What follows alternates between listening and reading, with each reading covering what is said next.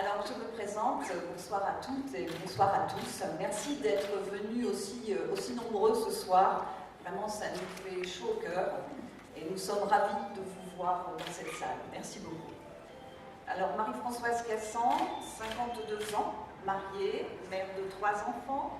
J'ai mes enfants qui sont ici, mon mari qui vient d'arriver, un peu tard, mais il est là, donc c'est le principal. Je suis responsable de formation. Je suis élue à Venette depuis 11 mois en tant que déléguée aux relations publiques et relations entreprises.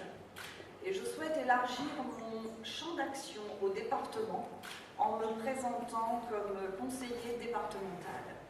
Nous sommes une équipe dynamique qui a bâti des projets réalisables tous ensemble et nous incarnons la nouveauté. Parmi nos 4 grands thèmes, je vais vous en présenter 2. Tout d'abord, la sécurité. Le Conseil général sortant a bien œuvré pour le 10-60, c'est-à-dire les pompiers, et nous souhaitons continuer à l'amélioration et présenter de nouvelles actions en faveur des pompiers et faire naître des vocations. En ce qui concerne la sécurité des biens et des personnes, nous souhaitons mettre la sécurité au cœur du dispositif de notre département, même si la sécurité routière ne fait plus partie des compétences du conseil départemental à ce jour, mais ce n'est pas noté. Nous souhaitons que la sécurité redevienne fonction régalienne de l'État au travers du conseil départemental. En effet, des moyens sont mis en œuvre dans les communes, comme par exemple les voisins vigilants. C'est très bien, mais c'est quand même le rôle de l'État que d'assurer la sécurité de ses concitoyens. Nous devons entretenir les abords des passages à niveau qui sont en mauvais état sur notre canton. Exemple, au Buissonnet, une remorque d'un camion s'est détachée au niveau du passage à niveau il y a une quinzaine de jours. Nous souhaitons mettre en place un plan de prévention de la délinquance en milieu rural, sensibilisation aux incivilités, à la drogue. Nous devons communiquer auprès du public jeune pour les inciter à se protéger contre les MST et les mettre en garde sur l'utilisation de la drogue. Cela se ferait par des interventions en milieu scolaire.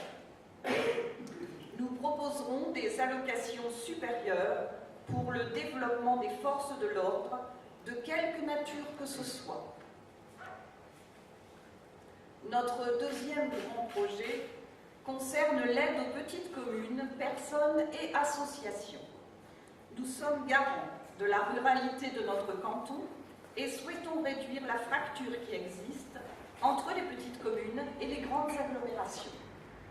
Il est anormal que les services soient différents, que l'on habite dans une petite commune ou dans une grande agglomération. Un exemple, en matière de sécurité, nous, futurs conseillers départementaux, aiderons les petites communes à s'équiper et aideront au fonctionnement de la vidéosurveillance.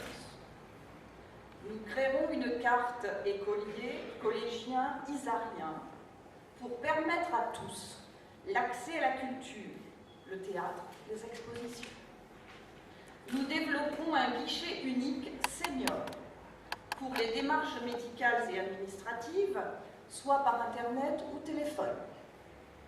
Nous favoriserons le maintien des personnes âgées à domicile par de nouvelles formes.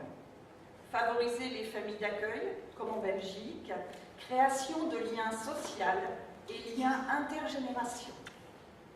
Nous mettrons en place un plan de rénovation de notre patrimoine culturel. On ne doit pas laisser les monuments se délabrer. C'est le témoin de notre histoire.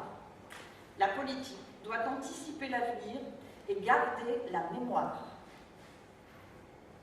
Nous créerons un plan essor micro-crèche qui ne fera pas de concurrence aux crèches, mais qui aura des horaires d'ouverture plus souples, plus adaptés, notamment pour les parents qui travaillent loin de chez eux ou qui travaillent en poste.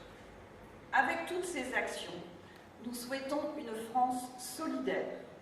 Je terminerai avec cette citation de Gandhi. « Le bonheur, c'est lorsque les actes sont en rapport avec les paroles. » Voilà.